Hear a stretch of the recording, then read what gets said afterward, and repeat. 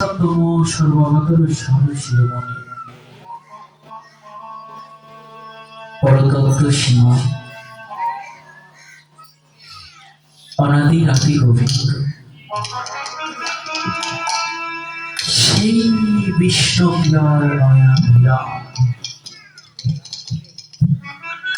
রূপ সনাতনের উপাস্য দেবতা সংকীর্তন নটুয়া নীলাচল বিহারী গৌর প্রিয় পার্শ্বদ বর্জ বিশ্ব বৈষ্ণব বরেণ্য চূড়ামণি বাসুদেব ঘোষ গৌরাঙ্গ মহাপ্রভু লীলার এক পাশে দাঁড়িয়ে থেকে লীলা দর্শন করছে আর লিপিবদ্ধ করছে জগজীব বাসকে কৃপা করার নিমিত্তে।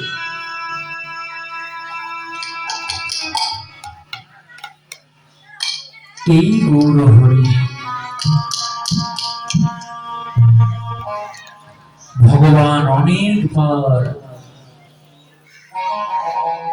পৃথিবীতে অবতরণ করেছে, কিন্তু কোন অবতারে আমার গৌরকে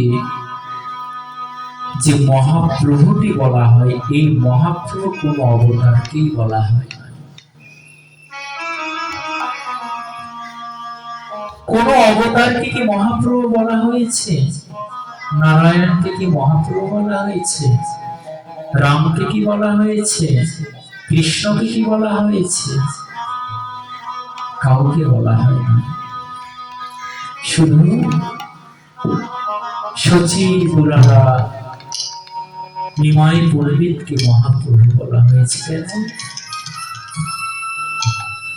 কেন মহাপ্রভু বলা হয়?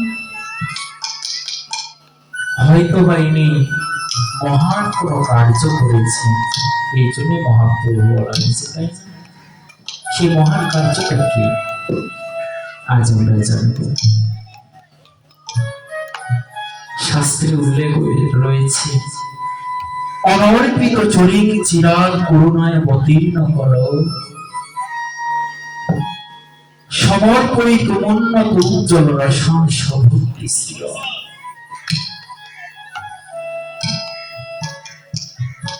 যা পূর্বে ছিল না, কেউ দেয়নি, দিতে পারেনি, দেওয়ার সাধ্য ছিল না। হেন প্রেম শ্রী চৈতন্য দিলা যথা তথা,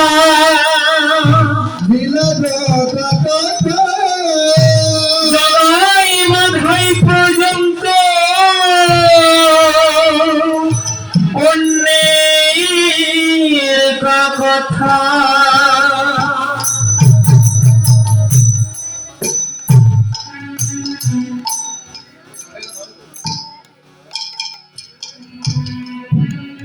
অন্যের কথা, যে প্রেম অনর্পিত, কেউ কোনদিন কাউকে দেয়নি, দিতে পারেনি, দেওয়ার সাধ্য ছিল না। হেন প্রেম শ্রী চৈতন্য দিলা যথা তথা। যেখানে সেখানে জগায় মাথায় মতো পাপিষ্ঠ ব্যক্তিকেও কোনো বিচার করেনি, প্রেম দিয়ে দিয়েছে। ব্রহ্মা মহেশ্বর যা ধ্যানে লাভ করতে পারেন না,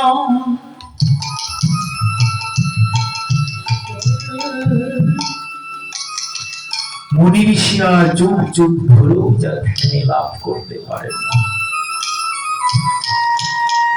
অনায়াসে গৌরাঙ্গ মহাপ্রভু সেই প্রেম বিলিয়ে দিচ্ছেন। কোথায়? নদিয়ার পথে পথে। আজ মহাপ্রভু সেই গোলক থেকে কোচা ভরে প্রেম এনেছেন। যত দিনহীন কাঙাল নিপীড়িত দরিদ্র আর্থিত ব্যথিত অবহেলিত বঞ্চিত তাদেরকে প্রেম বিলিয়ে দিচ্ছে। আজ প্রেম কোচা ভরে এনে পথের ধারে বিলিয়ে দিচ্ছে। পথের ধারে কারা বসে? সবাই কি পথের ধারে বসে? সবাই বসে না। কারা বসে? যারা দিনহীন কাঙাল নিপীড়িত। সবাই কি পথের ধারে বসে? সবাই বসে না। যত কাঙাল ব্যক্তি তারাই পথের ধারে বসে। এই জন্য মহাপ্রভুকে বলা হয় কাঙালের ঠাকুর, ধনীর ঠাকুর নয়। মহাপ্রভুকে কি বলা হয়? কাঙালের ঠাকুর। যারা কায় মন বচনে কাঙাল হতে পেরেছে তারাই একমাত্র আমার মহাপ্রভুর কৃপা লাভ করতে পারবে। অন্যান্য ভগবানের কৃপা আপনি যখন তখন লাভ করতে পারবেন, যে কোনো সময়ে, কিন্তু আমার গৌরাঙ্গ মহাপ্রভুর ভক্ত হতে গেলে কায় মন বচনে কাঙাল না হলে আমার মহাপ্রভুর ভক্ত হওয়া যায় না।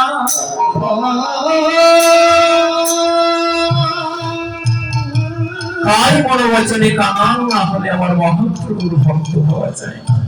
কাঙাল কি হয়েছিলেন? যে রূপ সনাতন ভক্ত যুগগর্ভ শ্রীজীব লোকনাথ কাঙাল হয়েছিলেন আমার বাংলার সন্তান নরোত্তম দাস ঠাকুর মহাশয়। এখনো যার 500,000 বিঘা সম্পত্তি অন্যেরা ভক্ষণ করছে, সমস্ত পরিত্যাগ করে ছেঁড়া কান্না করে উনি বৃন্দাবনের পথে ছুটেছে। আমি হরি বলবো আর মদন মোহন হেরব, এই না ভাবে ব্রজের পথে। কেন বলছি? যে মহাপ্রভু একটা ধন দিয়েছেন না, এই ধন যারা একবার প্রাপ্ত হয় জগতের ধন আর তাদের ভালো লাগে না।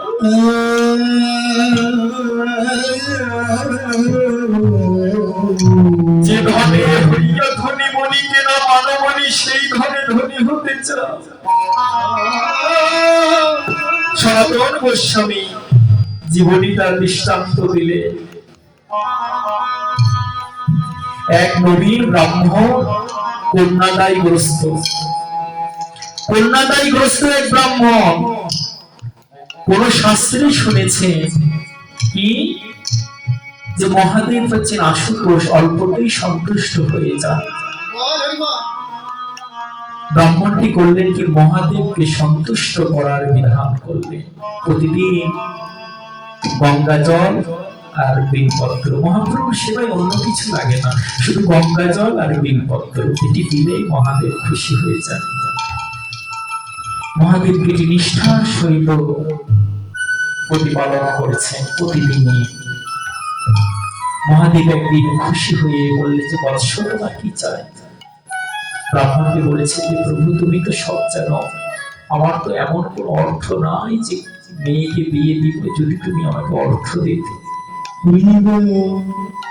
মহাদেব বলছে যে তথাস্তু। ওই যমুনা, ওই সেই সাগরের কূলে তীরে গিয়ে দেখ এক ব্রাহ্মণ রয়েছে, নাম হচ্ছে সেই সনাতন, তার কাছে গেলেই তুই রত্ন পাবি। ছুটে আসলেন সেই ব্রাহ্মণের কাছে। সনাতন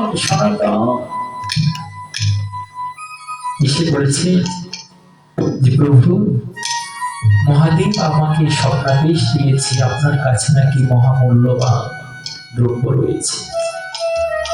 সনাতন বলছেন, ওহে বৎস, আমার কাছে যদি মূল্যবান সম্পত্তি থাকবে তাহলে আমি ছেঁড়া কামটা পরে এই সাগরের কূলে কেন বসে থাকবো?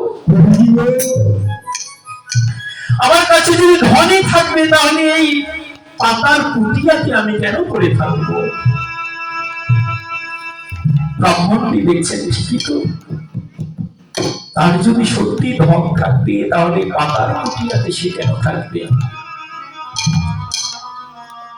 দেবতারাও কি প্রবঞ্চনা করে?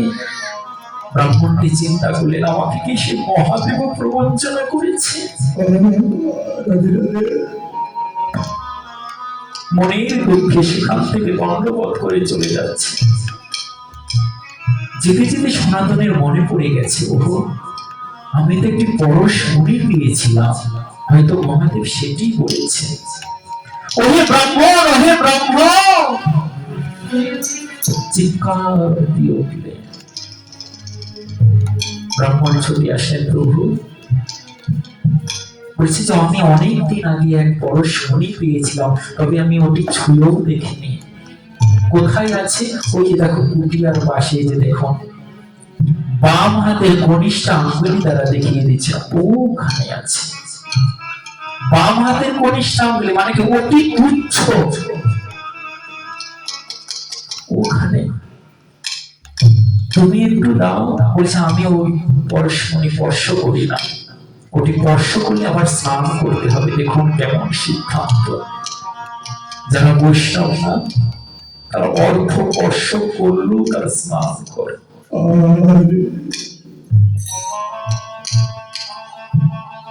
ব্রাহ্মণটি করলে কি সেটি দেখছেন একটা মাটির কোটরার ভিতর সেটি রাখা আছে, সেটি নিয়ে উনি ছুটে চলছে। যেতে যেতে পথিমধ্যে ওনার স্মরণে আসলো, আহা এই পরশমণি তো লোহাতে স্পর্শ করলেই লোহা সোনা হয়ে যায়, কিন্তু এত মূল্যবান ধন উনি ফেলে রেখেছেন। না জানি এর চেয়ে উনি কোনো বড় মূল্যবান ধন পেয়েছে।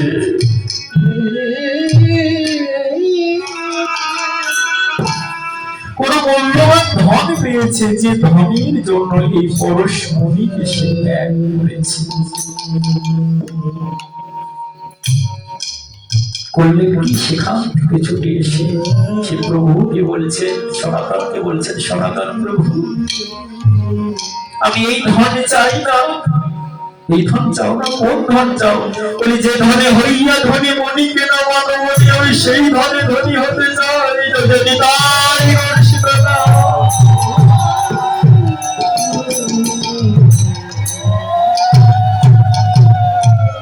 যে ধনে হইয়া ধনী মনি কেন মানবনী, সেই ধনে ধনী হতে চাই। এই ধন আমি চাই না।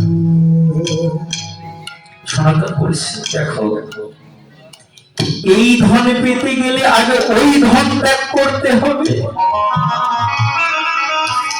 এই ধন পেতে গেলে ওই ধনকে ত্যাগ করতে হবে। যাহা কাম তাহা নাহি রাম, সুরজ রজনী নহে একথা। রাম মানসে তুলসীদাসজি বলছেন, যাহা কাম তাহা নাহি রাম, সুরজ রজনী নহে একথা। যাহা জগতের বিষয় রয়েছে তাহা অপ্রাণিত প্রেম থাকতে পারে না। যেমন সূর্য আর রজনী, রাত এক জায়গায় কি থাকতে পারে? পারে না। তদ্রূপ ভগবত প্রেম আর জগতের সম্পদ এক জায়গায় থাকতে পারে না। তো বলছেন যে তাহলে ওই ধনটি আগে ত্যাগ করো। ব্রাহ্মণটি করলেন কি? একবারে নিয়ে সেই পরশমণি সাগরের বুকে ফেলে দিল। ফেলে দিয়ে আমার সনাতনের চরণে এসে বলছে, প্রভু আমি জগতের বিষয় ধন আস্তিকে পরিত্যাগ করলাম।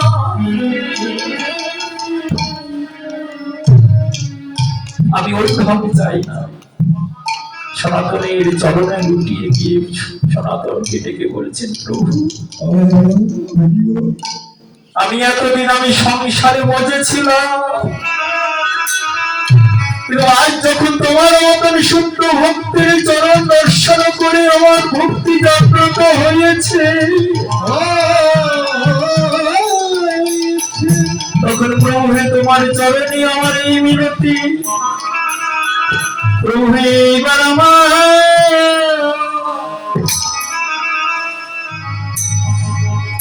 তুমি করো কৃপা।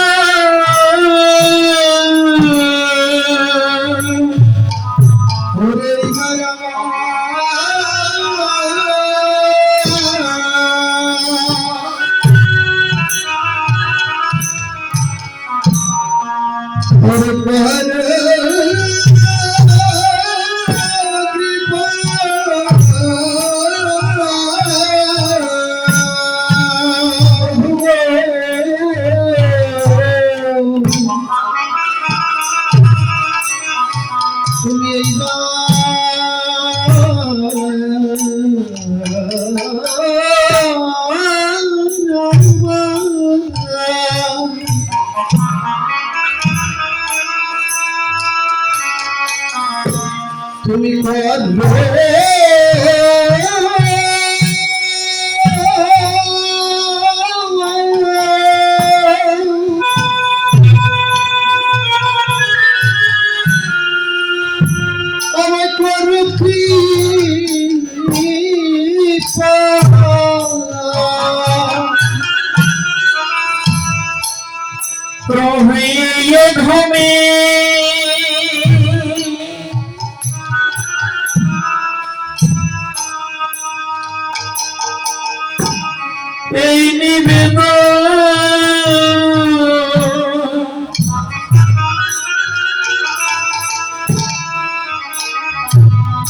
প্রভু হে এইবার আমার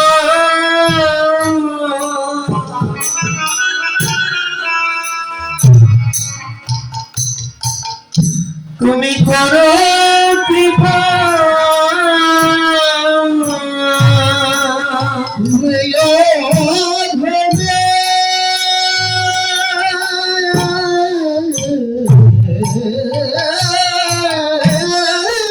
হরি বল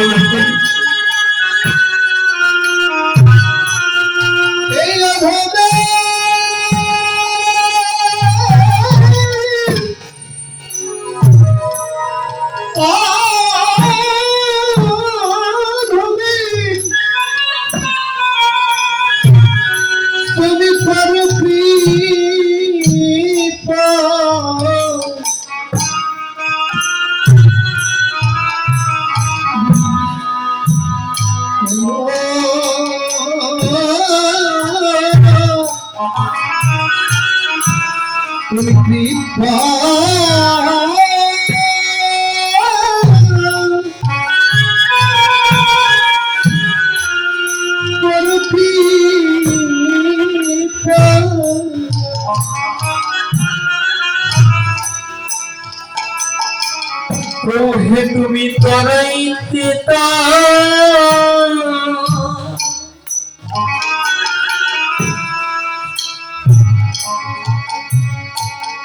তরাইতে পারো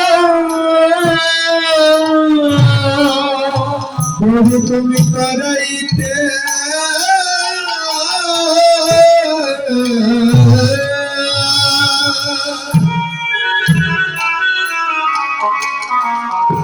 তরাইতে পারো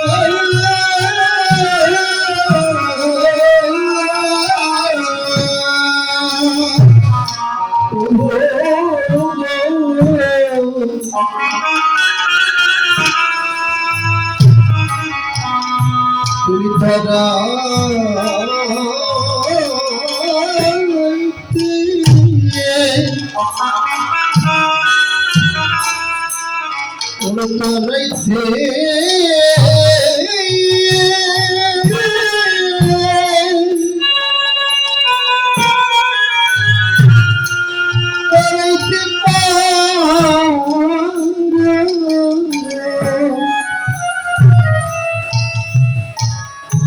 বৈষ্ণব জানে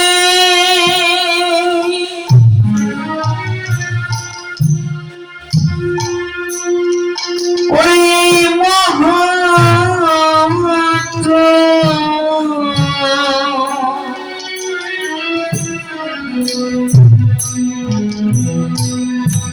তুমি তরাইলে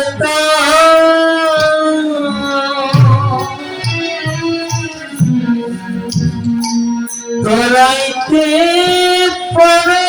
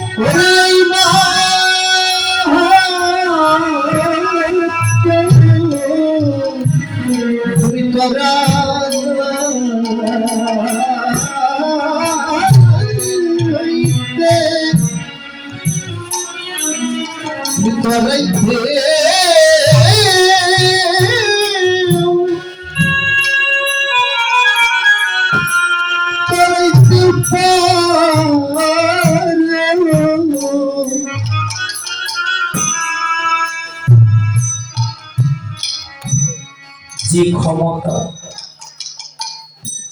আমার ভগবানেরও নয়, সে ক্ষমতা বৈষ্ণবের রয়েছে। এটাকে বিশ্বাস করা যায় যে ভগবানেরও সেই ক্ষমতা? আমরা বাঙালি জাতি প্রমাণ ছাড়া বিশ্বাস করি না। প্রমাণ দিয়েছেন বিশ্বদাস কবিরাজ গোস্বামী চৈতন্য চরিতামৃতে। সাধু সঙ্গ সর্বশাস্ত্রে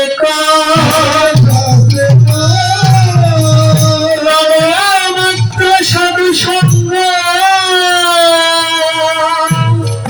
কৃষ্ণ ভক্তি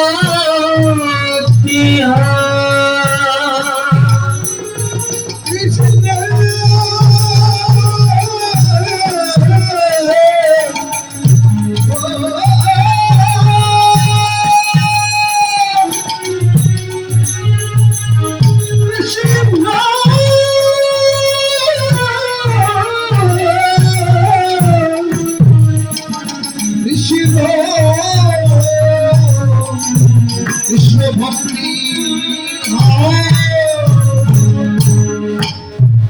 বলছেন সাধু সঙ্গ সর্বশাস্ত্রে কয় লবমাত্র সাধু সঙ্গ কৃষ্ণ ভক্তি হয়। কই এই জায়গায় তো বলেনি যে কৃষ্ণ সঙ্গ সর্বশাস্ত্রে কয়। বলতে তো পারতেন কৃষ্ণ সঙ্গ সর্বশাস্ত্রে কয়, লবমাত্র কৃষ্ণ সঙ্গ কৃষ্ণ ভক্তি, এটা বলার না।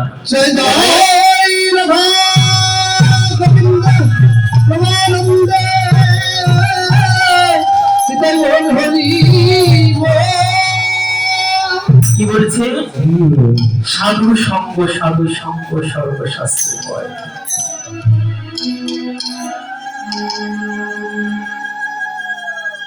কেননা সাধুদের সঙ্গের ফলে যে প্রেম আস্বাদন হয় সেটা কৃষ্ণের সঙ্গ হয় না।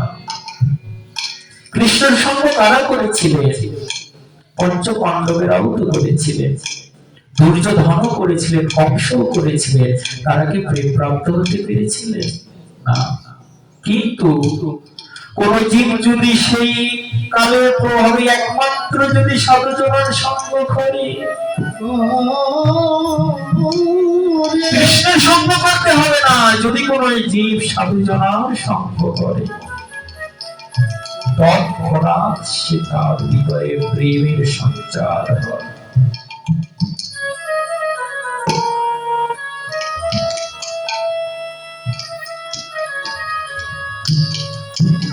বলছেন যে গঙ্গায় স্নান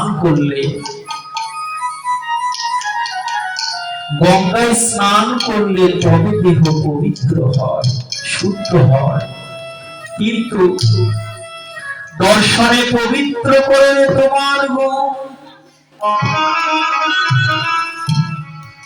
গঙ্গায় যদি কেউ স্নান করে তবে সে পবিত্র হয়ে যায়, কিন্তু বৈষ্ণবের এতটাই গুণ, দর্শনে পবিত্র করে তোমার গুণ। বৈষ্ণব দর্শন মাত্রই সে পবিত্র হয়ে যায়। চৈতন্য ভাগবতে বলছেন কি, যে গ্রামে ভক্ত অবতরে তাহার প্রভাবে লক্ষ্য যোজনা স্তরে। কোন গ্রামে যদি একটা বৈষ্ণব ভক্ত অবতরণ করে তার প্রভাবে লক্ষ লক্ষ যোজন উদ্ধার হয়ে যায়।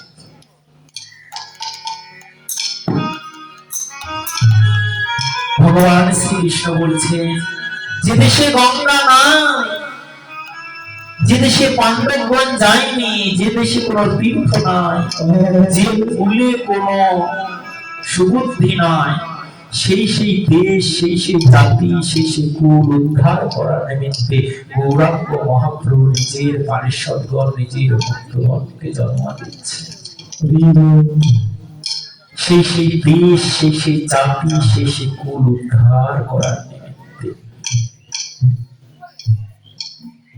বৈষ্ণব মহাত্মের গুণ দেখুন। কিন্তু সাবধানতা বলেছেন কি, বলে বৈষ্ণব দেখে যে বানানো মন্দ,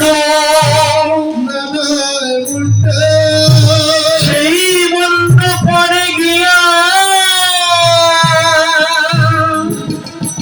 নরকে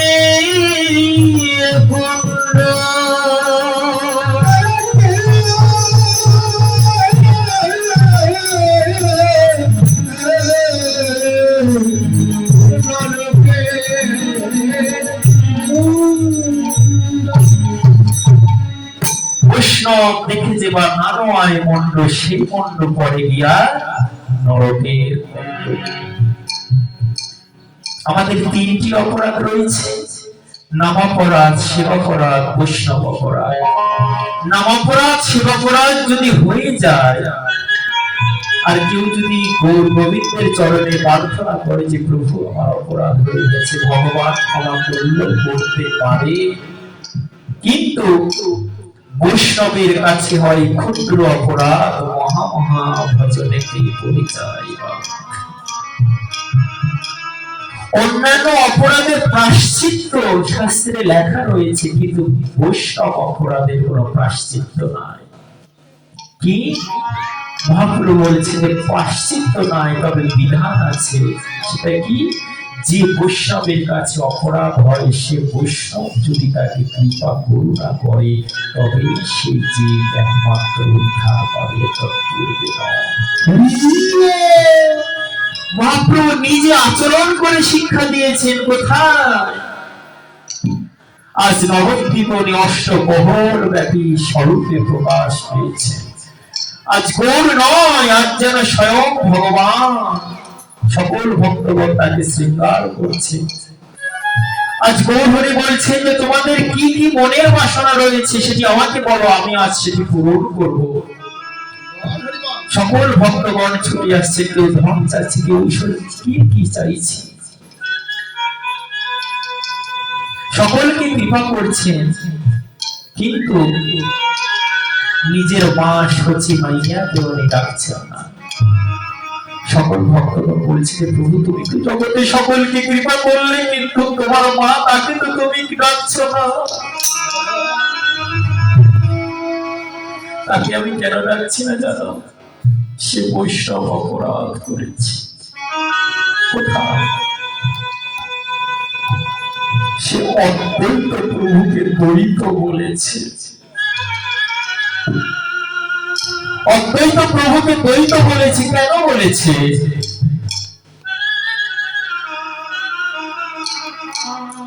বলে মহাপ্রভুর বড় ভাই ছিলেন বিশ্বরূপ। মহাপ্রভুরা দুই ভাই না, বিশ্বরূপ আর একটা বিশ্বম্ভর। আচ্ছা বলুন তো, আমাদের গৌরাঙ্গ মহাপ্রভু আসল নামটা কি? প্রশ্ন চলে আসে যে গৌরাঙ্গ মহাপ্রভু আসল নামটা কি?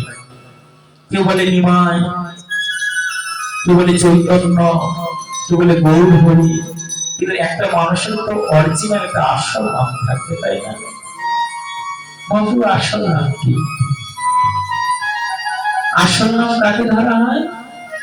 বলে সন্তান জন্মের পর বাবা যেটি নাম দেন, জ্যোতিষকে ডেকে নিয়ে বাবা যেটি নামকরণ করে, সেটি আসল নাম হয়, পিতৃ প্রদত্ত নাম। তাহলে মহাপ্রভু আসল নামটা কি? জগন্নাথ বিশ্বকর নামটা দিয়েছিলেন বিশ্বম্ভর। মহাপ্রভু যখন খাতা কলমে সাইন করতেন না, তখন বিশ্বম্ভর লিখে সাইন করতেন। তাই মহাপ্রভু আসল নাম হয়েছে বিশ্বম্ভর। তারপরে বিভিন্ন ভক্তরা পদবি দিয়েছে, কেউ গৌর হরি বলেছে, কেউ চৈতন্য বলেছে, কেউ মহাপ্রভু বলেছে।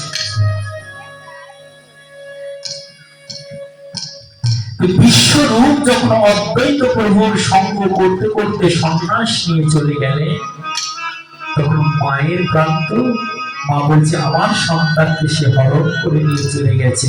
ও অদ্বৈত নয়, ও দ্বৈত। দ্বৈত যেমন মানুষকে হরণ করে নিয়ে চলে যায়, তদ্রূপ আমার সন্তানকে সে হরণ করে নিয়ে চলে গেছে। এইটুকু অপরাধ হয়ে গেছে। মহাপ্রভু আর তাকে ডাকছেন না। কি শিক্ষা দিচ্ছে দেখুন, যে আমার মাও যদি বৈষ্ণব অপরাধ করে, আমি তাকে ক্ষমা। ভগবান নিজে আচরণ করে শিক্ষা দিচ্ছেন, আমার মাও যদি বৈষ্ণব অপরাধ করে, তাহলে আমি তাকে ক্ষমা করি না।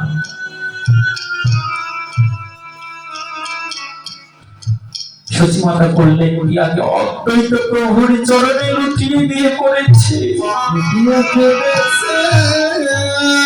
অদ্বৈত প্রভু যখন কৃপা করুণা করলেন, তখন মহাপ্রভু তাকে আশীর্বাদ করলেন। এই জন্য মহাজন এক পাশে দাঁড়িয়ে থেকে বলছিল গো, কৃষ্ণ সঙ্গ করে, ভগবানের সঙ্গ করে, আগে বৈষ্ণবে তোমরা চরণ ধুলি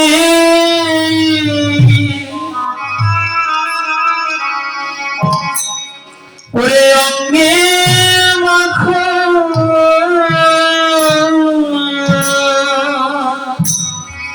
বৈষ্ণব চরণ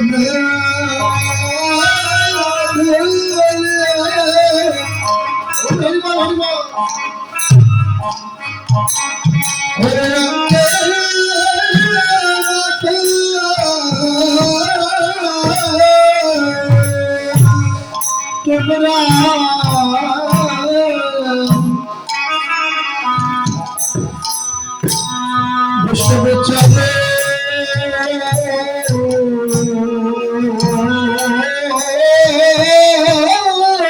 ধুলি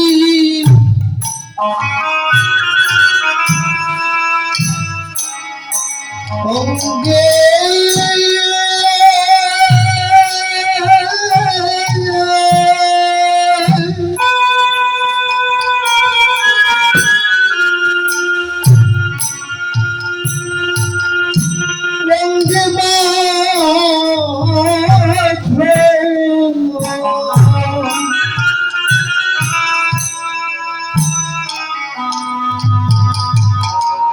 তোমাদের ভোজন সাধু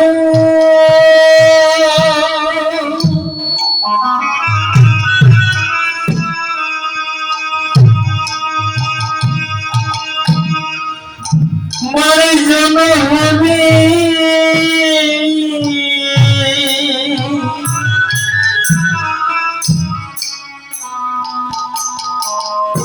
তোমরা বৈষ্ণব চরণ ধুলি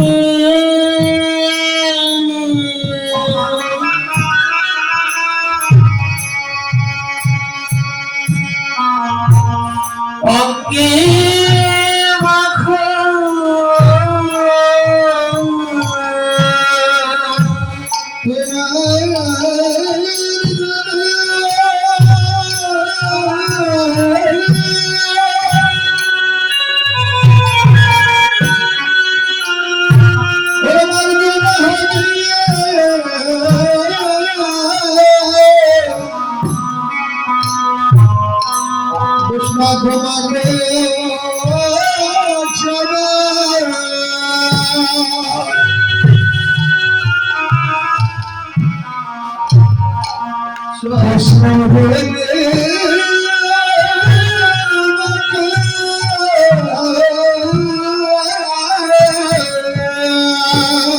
তোমাদের সকল বিপদ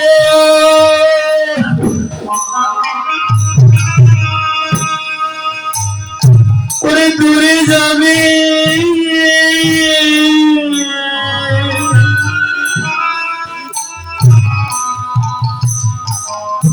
তোমরা বৈষ্ণব চরণ ধুলি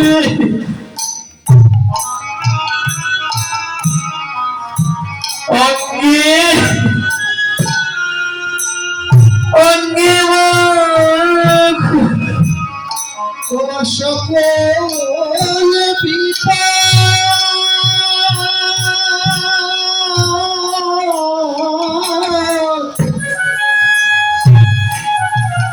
ওরে দূরে যাবে,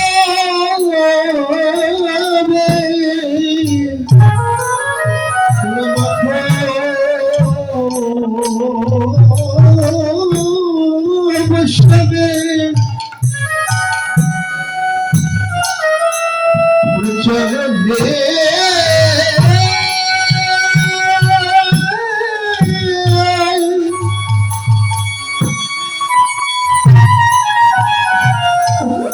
চরণের ধুলি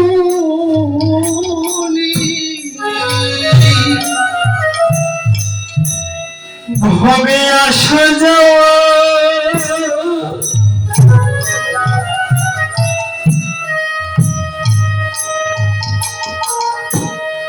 সফল হবে,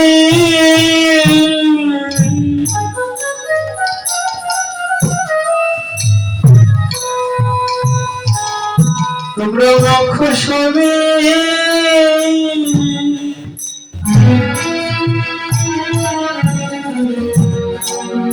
বৈষ্ণব চরণ ধূলি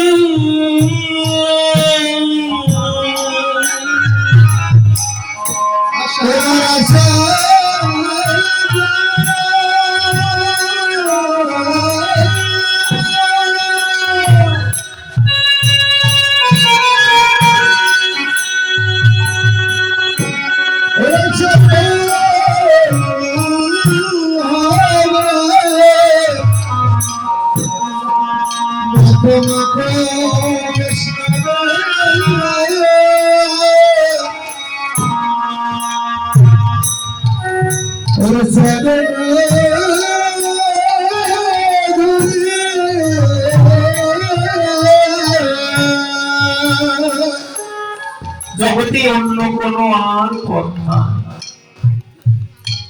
একমাত্র বৈষ্ণব চরণ ধূলিতে যারা সিদ্ধ হতে পেরেছেন তারাই একমাত্র গৌর হরি কৃপা লাভ করতে পারবে, অন্য কোন পথ আর নাই। মার জন্য হয় ভজন সাধু সঙ্গে অনুক্ষণ অজ্ঞান অবিদ্যা পরাজয়। তাই গৌর হরি ভগবান করলেন কি, এত যুগে উনি ভগবান হয়ে এসেছেন, নারায়ণ ভগবান হয়ে এসেছেন, রাম মর্যাদা পুরুষোত্তম ভগবান হয়ে এসেছেন, কৃষ্ণ বেণুবর্ণে ভগবান হয়ে এসেছে, কিন্তু গৌর হরি আজ ভগবান হয়ে আসেন নাই, ভক্ত হয়ে এসেছে। কেন? ভক্তের চরণ ধুলি অঙ্গে মাখবে। কোন ভগবান ভক্তের চরণ ধুলি অঙ্গে মাখে না, একমাত্র আমার গৌর হরি ভক্তের চরণ ধুলি অঙ্গে মেখেছে। এই জন্য গৌর হরিকে বলা হয় মহাপ্রভু, অন্য কোন ভগবানকে কিন্তু মহাপ্রভু বলা হয় না, গৌর হরিকে মহাপ্রভু বলা হয়েছে। এই মহান কার্যটি কোন অবতারেই করে। সেই গৌর হরি আজ নবদ্বীপে কি করছে? আজুরে গৌরাঙ্গের মনে কিভাবে উঠিল, ধওলি সাওলি বলে শহরে ডাকিল। আজু এক প্রেজেন্ট, বর্তমান। আজ গৌরাঙ্গের মনে, গৌর অঙ্গ যার সেই দেহের সে মনে কি ভাব উঠল, কি যেন একটা হৃদয়ে অনুভূতি উদয় হলো, হয়ে কি করছে? সাওলি ধবলি বলে শহরে ডাকিল। সাওলি ধবলি মানে কি? শ্যামলা গরু আর সাদা গরু, এই সাওলি ধবলি বলে ডাকছে। সকল ভক্তগণ চমকিত হয়ে গেছে, কি গৌর হরি আর সাওলি ধবলি বলে ডাকছে কেন? নবদ্বীপে তো গৌরাঙ্গ মহাপ্রভু গোচারণ করেন নাই। মহাপ্রভু কি গরু চারিয়েছেন বাবা? গরু চারণ করেন নাই। তাহলে ধবলি সাওলি বলে কেন ডাকছে? ওই যে প্রথমেই বলেছেন আজুরে গৌরাঙ্গের মনে কি ভাব ওঠে, মনে যেন কি একটা ভাবের উদয় হয়েছে। কোন ভাব? বলেছে সেই ব্রজের ভাব। আজ গৌর হরিকে দেখে মনে হচ্ছে, দেখো দেখো গৌর নয়, গৌর নয়,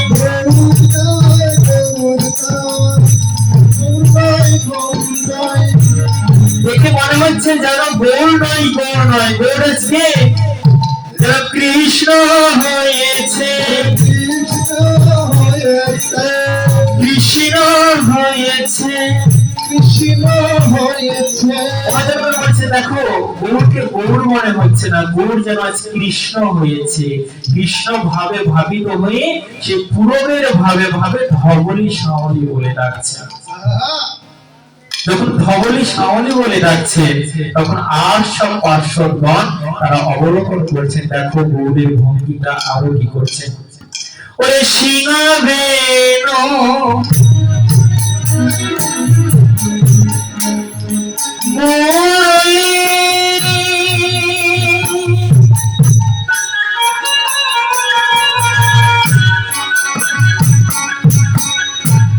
করিয়া জয়ের ধ্বনি,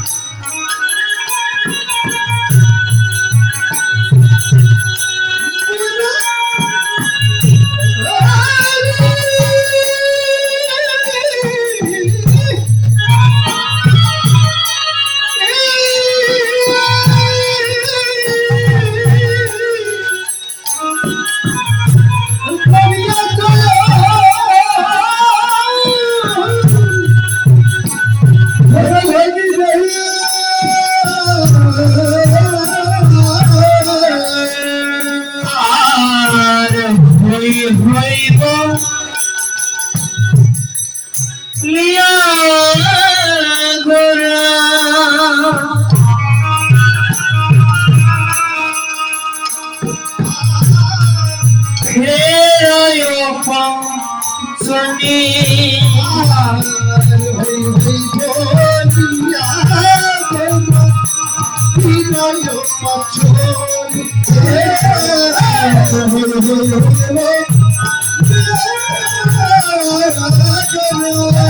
হাই হাই হাই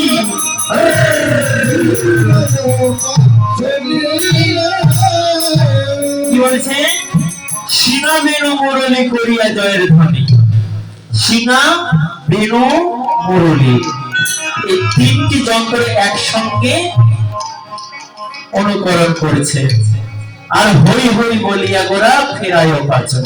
এখন পদের অর্থটি জানো? কীর্তনিয়া এখন যদি আমি দিয়ে চলে যাই মনে করেন বাবা কীর্তনিয়া এসেছে শুধু পদ দিয়ে চলে গেল কিছু বললো না। সিনা বেনু মুরলি তিনটি হচ্ছে বাঁশি, তিন ধরনের বাঁশি। আমরা জানি ভগবানের হাতে কি থাকে? বাঁশি থাকে না? শুধু জানি হাতে বাঁশি থাকে, কিন্তু সেই বাঁশি কয় রকমের বাঁশি? ভগবানের হাতে কয় রকমের বাঁশি থাকে? তিন রকমের। কি কি? সিনা বেনু আর মুরলি।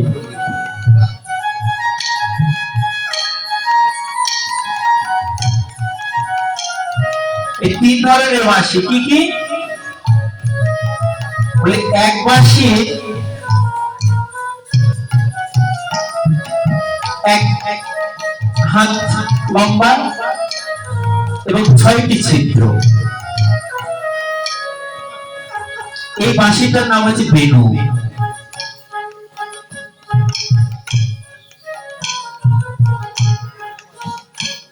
এই বাঁশিটির নাম হচ্ছে কি? বেনু। এটি কখন বাদন করে? ভগবান যখন সকল ভেনুগণকে একত্রিত করেন। এরপরে কি?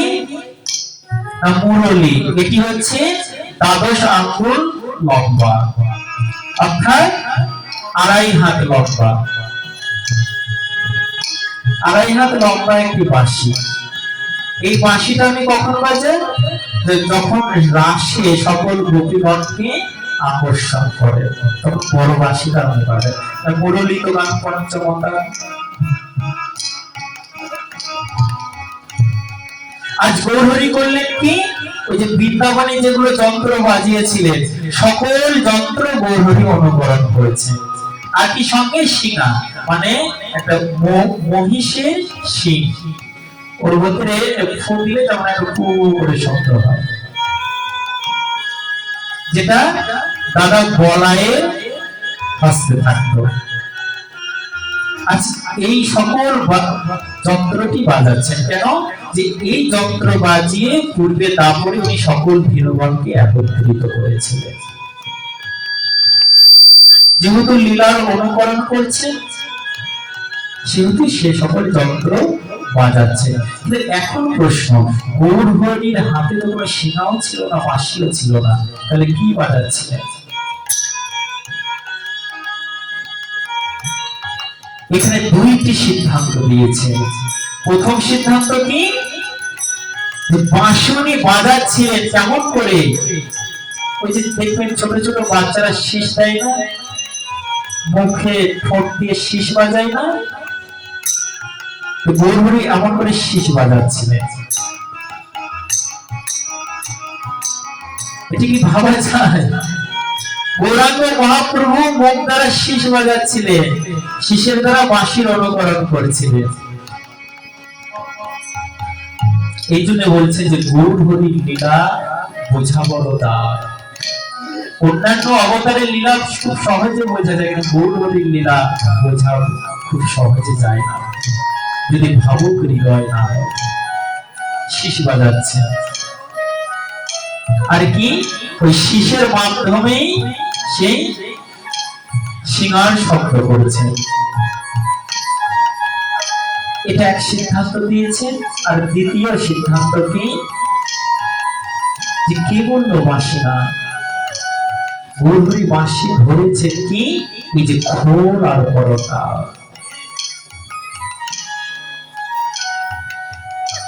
দাপর যুগে যেমন বংশী নাচ করে সকলকে আকর্ষণ করেছিলেন, এই কলিযুগে ঘোর করতালকে আকর্ষণ করে সকল ভক্তগণ এনেছে।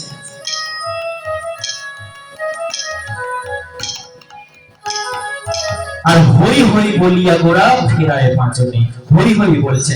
যেমন আমরা যখন গরুগণকে যখন তারণ করি তখন হই হই বলি না, হই হই হই, ঠিক তদ্রূপ গৌরহরি হস্তে একটি কিছুই নাই, এমন ভাবে অনুকরণ করছি যেন হস্তে কিছু রয়েছে,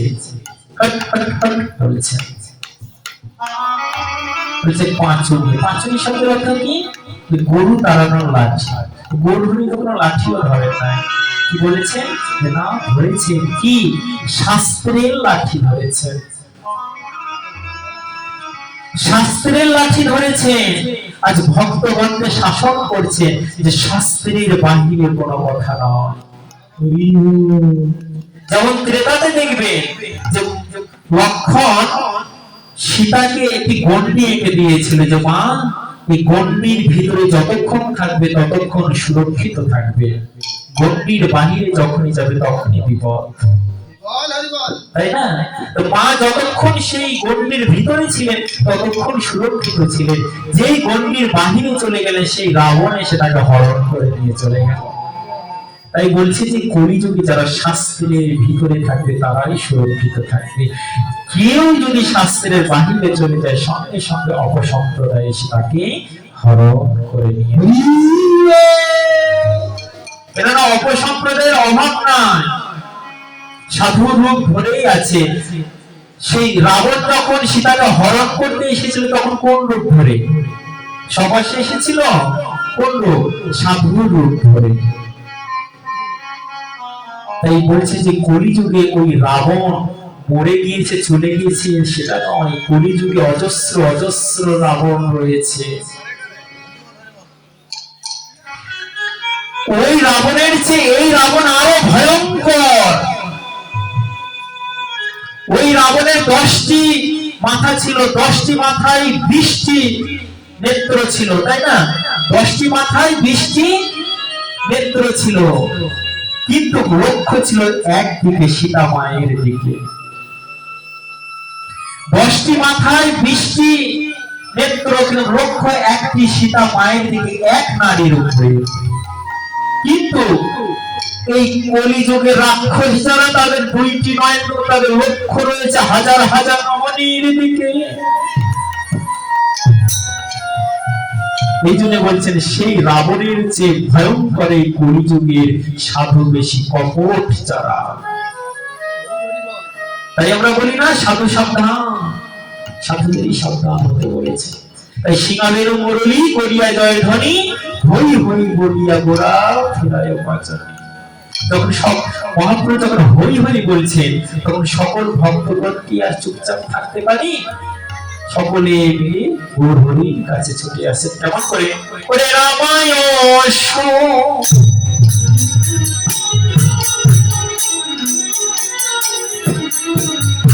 সুন্দর নন্দা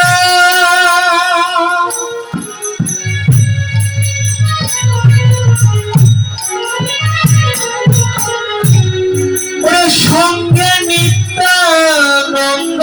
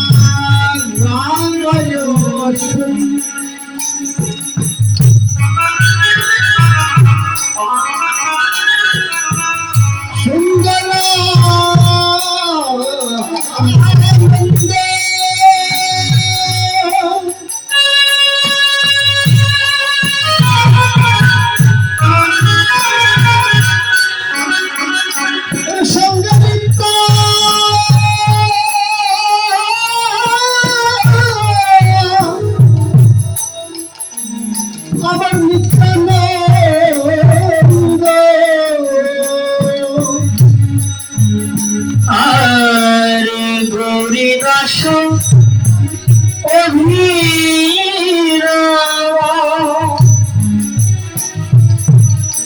সকলে আনন্দ হরিদাস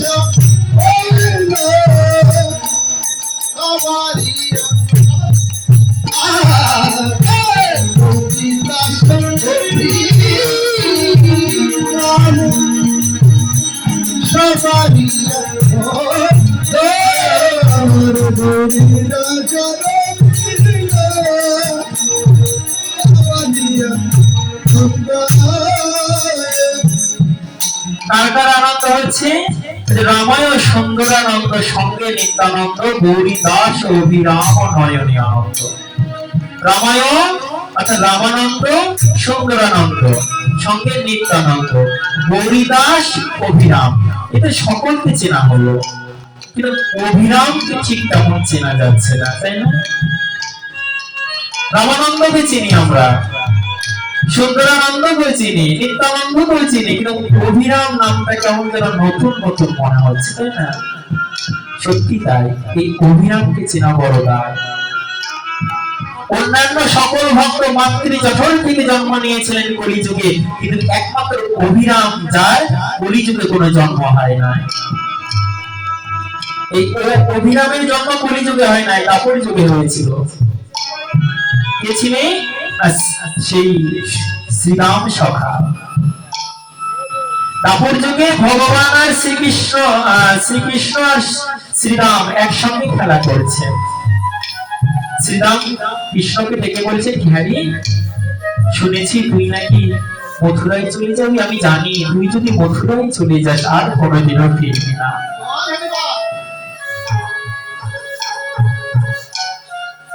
তবে ভাই আমাদের কি প্রেমের কথা তোর মনে পড়বে না?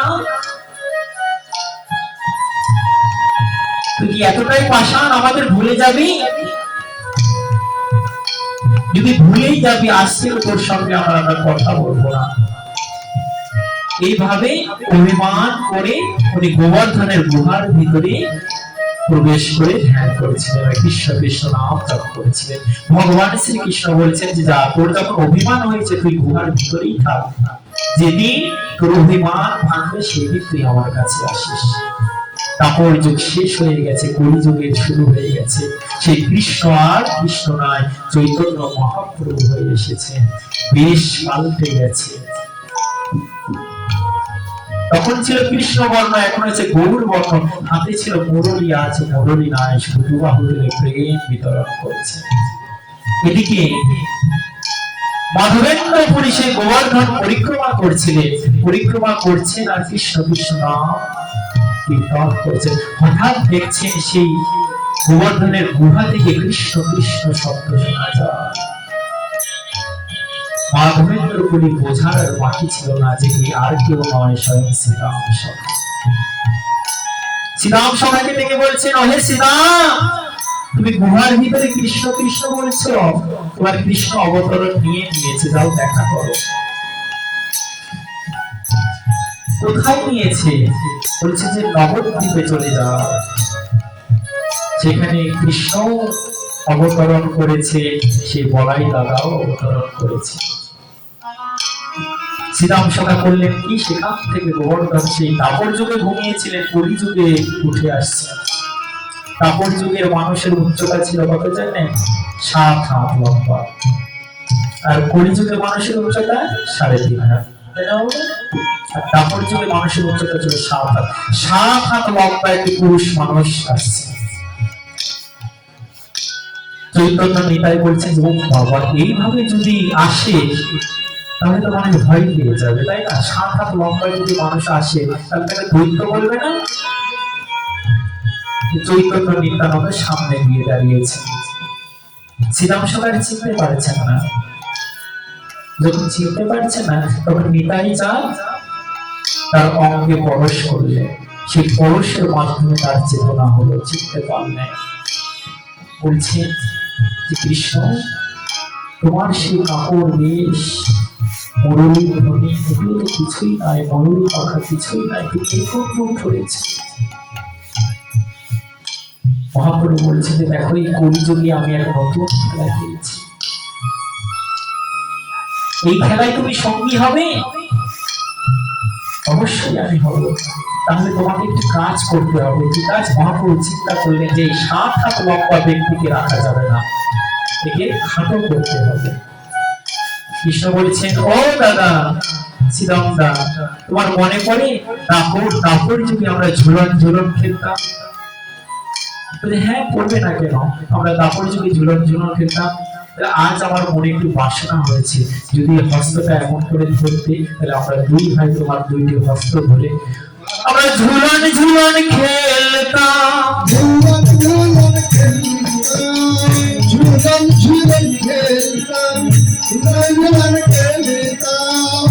ও শ্রীরাম, একটু অমন করে ধরে না ভাই, আমরা একটু ঝুলন ঝুলন খেলবো।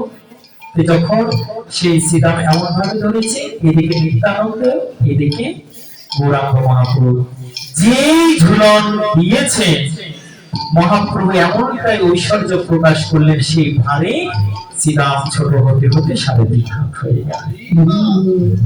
নামটা কি হলো? অভিরাম। সেই অভিরাম দাপর যুগে শ্রীরাম সখা, এবে হলো অভিরাম। তাই রামায়া সুন্দরানন্দ সঙ্গে নিত্যানন্দ, হরিদাসের অভিরাম নয়নে আনন্দ। এখন কি? বাহু তুলি গোরা চাঁদ করে জয়ের ধ্বনি।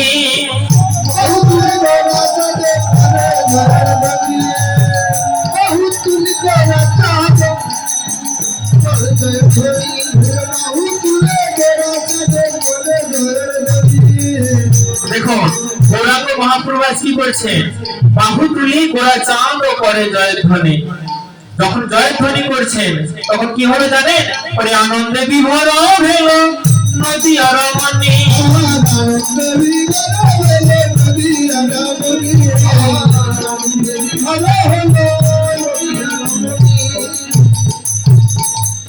বাহু তুলে গোড়া চাঁদ করে জয়ধ্বনি।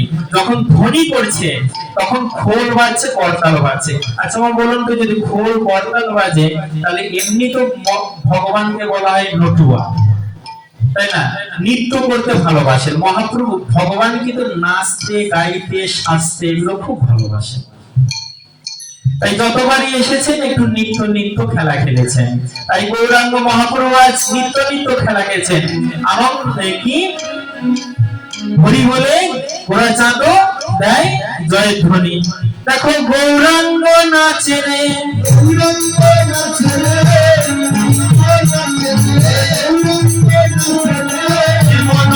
বাহু তুলি গৌরাঙ্গ নাচে।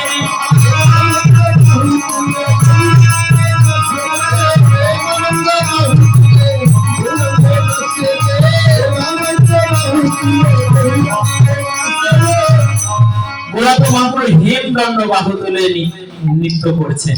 যখন মহাপ্রভু নৃত্য করছেন, তখন সঙ্গে নিতাই চাঁদ ছিলেন। নিতাই চাঁদ এখন বলছেন যে প্রভু, তুমি যতবার এসেছো আমাকে বড় ভাই সাজিয়েছো, বলাই দাদা ছোট ভাইয়ের সঙ্গে নৃত্য করতে পারেনি, কিন্তু আজ এই সুযোগ ছাড়বো না। আজ আর ছোট বড় ভেদ নাই, আর সকলেই সমান। তাই নিতাই চাঁদ আজ নৃত্য করছেন। দেখো নিত্যানন্দ নাচে রে,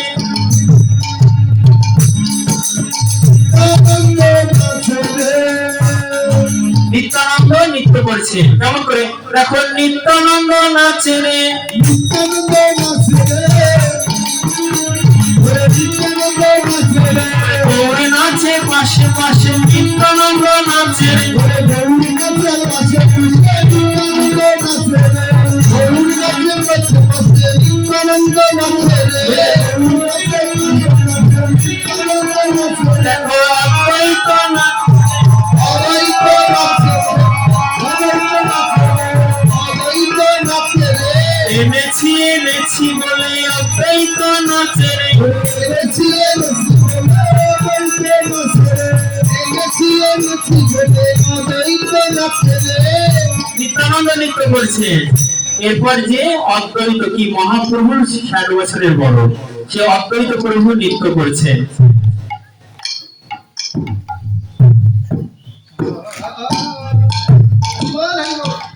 আর কি বলছেন? এনেছি এনেছি, কেননা অদ্বৈত প্রভু হুঙ্কারেই তো সেই মহাপ্রভু এসেছেন। তাই গুরু অদ্বৈত, বুড়ো মানুষ, সে এখন কোমর দলিয়ে নৃত্য করেছে। দেখো এই অদ্বৈত নাচে রে, অদ্বৈত নাচে রে, অদ্বৈত নাচে রে, অদ্বৈত নাচে রে, অদ্বৈত নাচে রে, আনন্দ বহুতি, অদ্বৈত নাচে রে, আনন্দ বহুতি, অদ্বৈত নাচে রে। কি বলছে? অদ্বৈত নৃত্য করছে। যখন অদ্বৈত নৃত্য করছে তখন গদাধরের মনে একটু চাঞ্চল্য করছে, যে আমার মহাপ্রভু নৃত্য করছে, আমি একটু নৃত্য করবো না? গদাধর নৃত্য, দেখো গদাধর নাচে রে, গদাধর নাচে রে, গদাধর নাচে রে, গদাধর নাচে রে, গৌর নাচে পাশে পাশে গদাধর নাচে, আরে গৌর নাচে পাশে পাশে গদাধর নাচে, আমার গৌর নাচে পাশে পাশে গদাধর নাচে, গৌর নাচে পাশে পাশে গদাধর নাচে রে, গৌর নাচে পাশে পাশে গদাধর নাচে, দেখো শ্রীবাস নাচে রে, শ্রীবাসে নাচে রে, বাসে নাচে রে, শ্রীবাসে নাচে রে, বল হরি বল হরি বলে শ্রীবাস নাচে রে, হরি বল হরি বলে শ্রীবাসে নাচে রে। গদাধর নাচছেন, শ্রীবাস নাচছেন।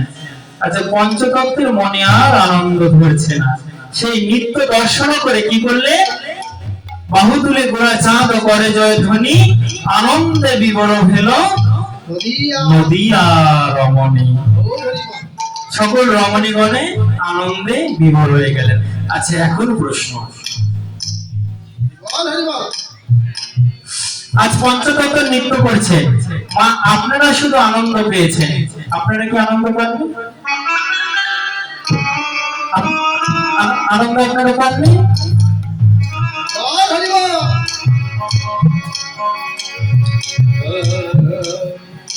যদি নৃত্য হয় শুধু মায়েরাই আনন্দ পাবে, বাবার আনন্দ পাবে না?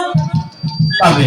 তাহলে কেন মহাজন এখানে বলছেন যে আনন্দে বিবর হলো নদিয়া রমণী? পদ কি ভুল লেখা হয়েছে? পদ কি ভুল লেখা হয়েছে?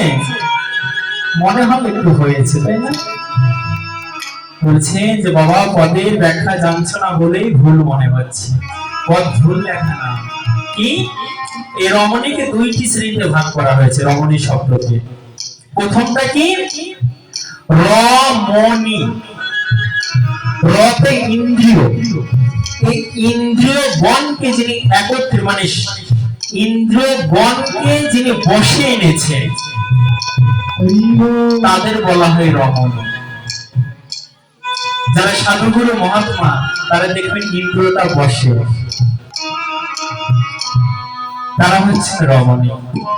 তো বলছেন এই নবদ্বীপে পুরুষকেও রমণী বলা হয়েছে, নারীকেও রমণী বলা হয়েছে। পুরুষ নারী ভেদ নাই।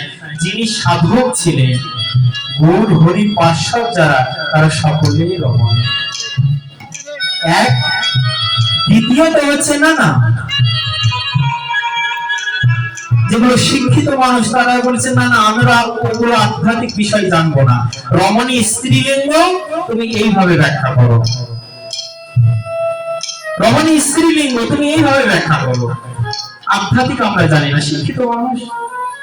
তো বলছে যে দেখো, সাধারণত পুরুষকে দেখে নারী পাগল হয়, নারীকে দেখে পুরুষ পাগল হয়, যেটা প্রাকৃতিক নিয়ম। আমি একটু খুলেই কথা বলছি, না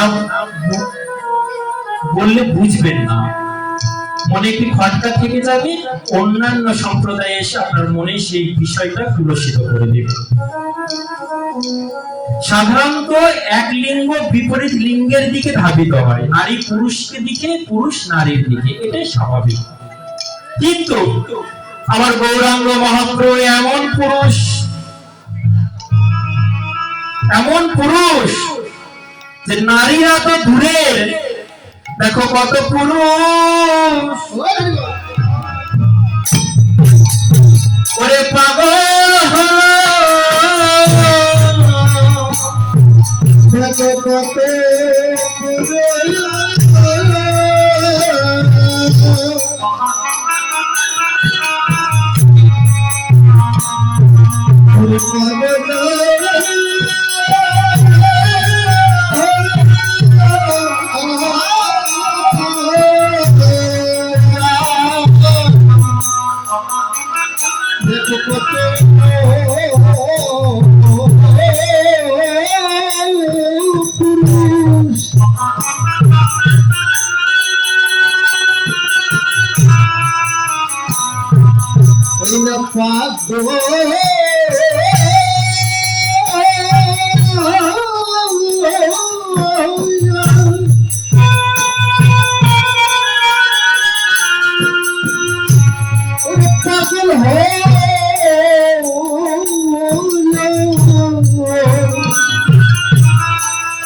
আমার গৌর সিংহ পুরুষ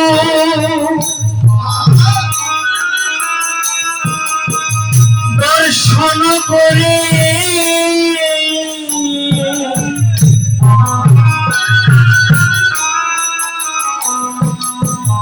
দেখো বাপে পুরো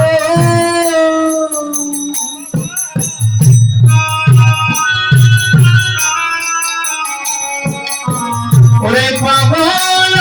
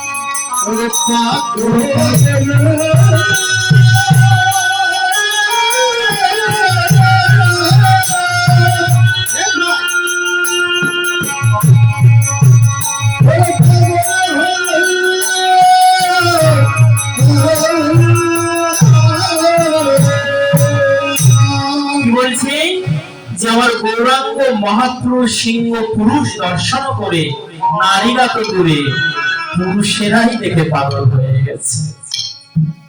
নারীর তো দূরের কথা, নারীর তো কথা বলাই যাবে না, পুরুষেরাই দেখে পাগল হয়ে গেছে। কারা পাগল হয়েছে? রূপ সনাতন রঘুনাথ ভট্ট লোকনাথ, এগুলো পুরুষ ছিল না? কিন্তু আমার গৌর নয়নে যখন নয়ন দিয়েছে তখন সকল কিছু বলে আমার গৌর চরণে গিয়ে তারা স্মরণ নিয়েছে। এতটাই পাগল হয়েছে তাদের গৃহ পরিবার কোনো কিছু আর ভালো লাগে না। ভালো লাগে না, লাগারও কথা নয়।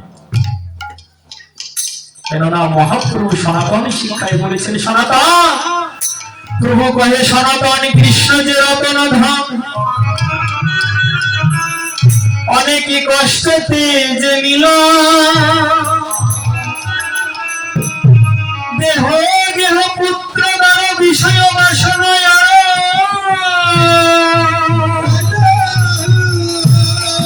সর্বই আশা যদি ত্যাগ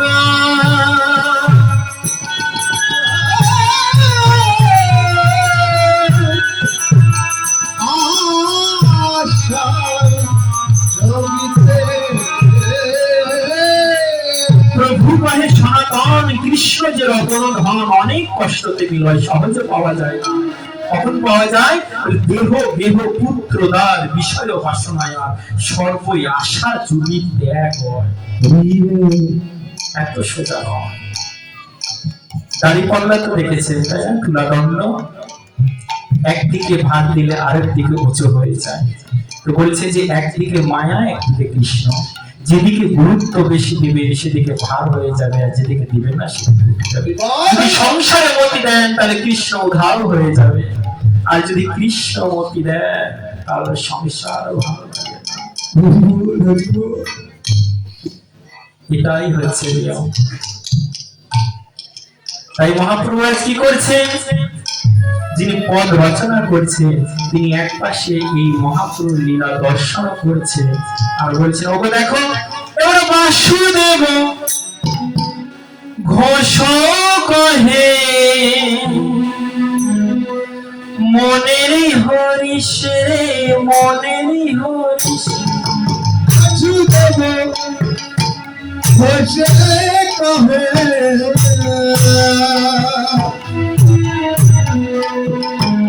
মনের হরিষ রে মনের হরিষ বাসুদেব ঘোষে কহে মনের হরিষ রে মনের হরিষ। অষ্টলীলা গোরা জাগ করিল প্রকাশ রে করিল প্রকাশ।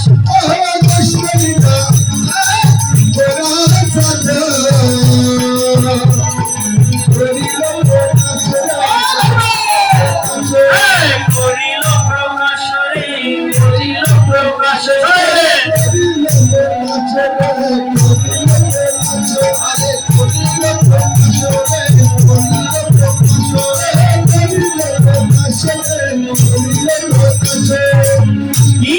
বাসুদেব ঘোষ কহে মনের হরিষে গোষ্ঠ লীলা করে চাঁদ করিল প্রকাশে।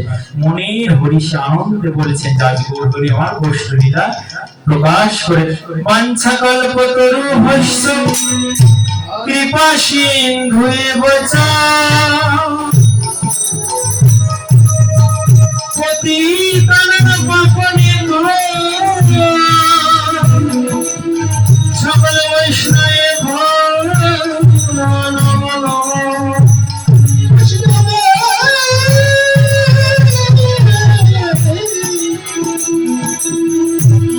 Oh,